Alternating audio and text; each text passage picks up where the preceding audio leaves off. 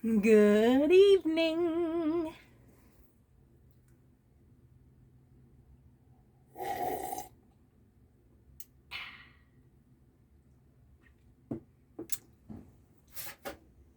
Just made some coffee.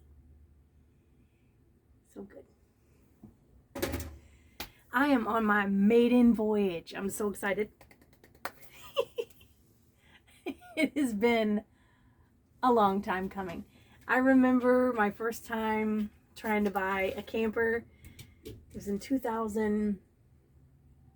Oh crap, it was like 2014 or 13 anyway. And I was like, just thinking it just is impossible to get these things together. And really it was just buying a truck and a camper and having some money enough for down payment and have good credit. Not a big feat to go in debt. Anybody can really do it. Any fool can go into debt. Anyway, though, I left St. Louis area and then came to the Kansas City area. I'm out in the woods. I'm in a state park here. It's gorgeous, well groomed, and normally when I come out here to see friends, I stay 2-3 days. It's like 88 to 120 a night for a hotel. Parking this thing here, $99. I'm already liking that. So it's the first time I've saved money with it. So that's really nice. Excuse me. The trip was rocky. Nothing that I haven't done before as a truck driver, a former truck driver. But the wind was sideways. And so when your trailer comes up by a semi, so right before they meet, whether you're in a different lane or the same, or right when they're about to, this is you now, you're moving away from the semi, there's a wind that happens in between there, and it makes the back end of your trailer wag.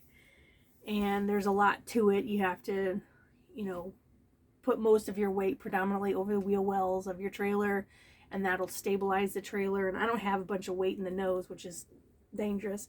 So I followed my tips knowing what to do, but that wind was crazy. So it didn't look like I was drunk, but it was like it was wagging, and I was just fighting it the whole time, just steering. Just had to go slow. This thing is heavy. Coming up hills and stuff, instead of gunning it and, screaming the transmission and engine and stressing them out, I just took my time. It made me think I might get some insurance on the truck. In case the transmission does go out, I'm considering getting some of that, not extended warranty, Lord, no. But like, they have insurance nowadays where if your truck breaks down, that you only pay a deductible and then they fix it. I'm going to look into that because I don't know if it's, cost effective or not, but it sounds cost effective at first glance. Daisy, stay close. Daisy's sitting outside. She never gets to do that. She's the window's open, the door's open. I can see her. She's sitting on the gravel, enjoying her life, and I'm so happy for her that she gets to do that finally, instead of being in a hotel or an apartment waiting for me to go outside for a walk. She's not used to having time just to sit and gaze at nature, and she likes that. So that's what she's doing right now. And I had real trouble with the hitch.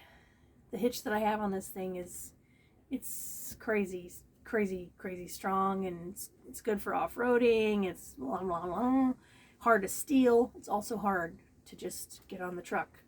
So when I parked it, I was parked at an angle like this, and then my truck was cocked sideways. So I got the trailer in and centered it like how I wanted it, but my truck was cocked. So the connection of the axle, so the coupling actually looks like this. You actually drive in the coupler for the trailer to the truck, and in between there is a hole that goes straight through both. That hole isn't any wider than, well, it's a little wider than my thumb. So you miss that hole by literally 1/8 of an inch and you can't get it coupled. So you have to keep trying to get those two holes. Come here, Daisy.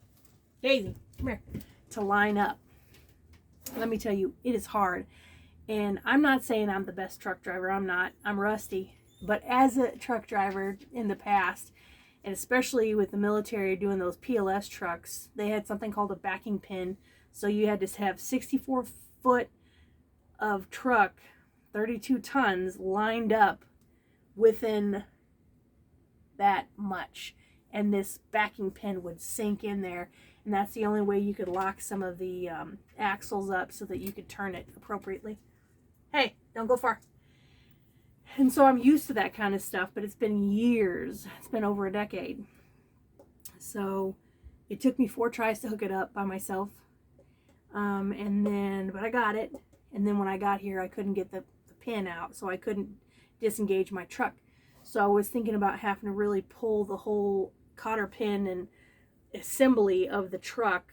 It's this big gooseneck thing that comes off the back of the truck, and that's what the trailer hooks to. And I was gonna have to take the whole assembly off because I couldn't unhook the stupid pin that was connecting them both. So this guy helped me, and I kept basically shimmy the truck back and forth a little bit, and then he was able to just pull it out. So it is a booger. I don't like it. It's very safe when it comes to theft and things, but it is really difficult to work with. And like I said, I kind of know what I'm doing. Had a little buyer's remorse because things have been a little frustrating with the dealership. They're not horrible, but they just don't know this trailer, and there's stuff that I don't know, and I'm like, where do I find this information? Who can help me? I'm at a loss. I don't want to damage it. I don't know. Well, let me call the dealership and see if they know. And that's been frustrating, but I just chose to not be a grouch about it and be patient. This is all new. It's new for them too. It's that, this is a new vehicle or new trailer for them. And that coffee's good. So yeah, today I have it hooked up. I'm not seeing all the lights on, so I need to check if I have the switch off. But no, it's on. Anyway, I'm going to use all my appliances and just kind of, when I'm not too far from a dealership. In fact, I'm sure there's a dealership out here that has them. If there's an issue, I can go to them. So I already cooked dinner. I made some squash soup and some coffee. And tomorrow I'm going to make some pancakes. Yay. My TV, of course, I know works. My refrigerator, I haven't run it yet on electricity. I've run it on gas. So I'm going to try that. And I'm going to try the microwave. I'm going to do my on-demand propane heated water for my shower. Check that out. Yay! I'm going to do a load of laundry. Check my washing machine out. Make sure it works. What else am I going to try out? Oh, my diesel heater. I already tried it once, like literally for 15 minutes. I slept in. It was really damp when I woke up because it was just damp that night. And I had the windows open. And you never want that dampness to stay in your house. Whether it's a house or a camper, you don't want it. So, in fact, my mom, every morning, if it's a little chill in the air, she'll turn that heat on and get the moisture out of the house. And it's such a good idea. It keeps your house and your belongings healthy and clean and dry. And so I did that once, and it took about 5 minutes for it to warm up, and then it was like it was hot. And so, and it just, I think, if I'm not mistaken, it just sips the diesel.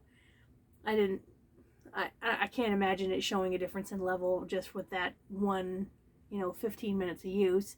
But I think it really sips the diesel. Thought Daisy was crying. But, last thing I want to say is I just really, really struggle as a human being with choosing options. I always feel like, there's been in the past where, I bought a used sports car and I wasn't completely burned on the situation, but it needed some TLC and it was ignored because they were hard to work on. And so when I got it, I had to throw some money at it. And back then I had none. And so I felt a little burnt by that, even though I enjoyed the car. And, you know, I bought a Mustang once. I didn't get burnt by that per se, but I chose it just because I wanted to buy a Mustang. And I loved that car. And I kind of feel the same kind of guilt and wrong feelings, I guess, bad feelings about buying this trailer. And that it's cost so much money. And I try to rationalize it out because it could be a money saver in the long run, believe it or not, even though it's expensive because, you know, housing is expensive and I can get off cheaper sometimes in a campground than I can anywhere else, even with the payment. So I'm trying to rationalize it out. But in all reality, I've always wanted to try to live in a camper. Period. I don't need to add anything else to it. I'm an adult and I can say that. I have the right to say that.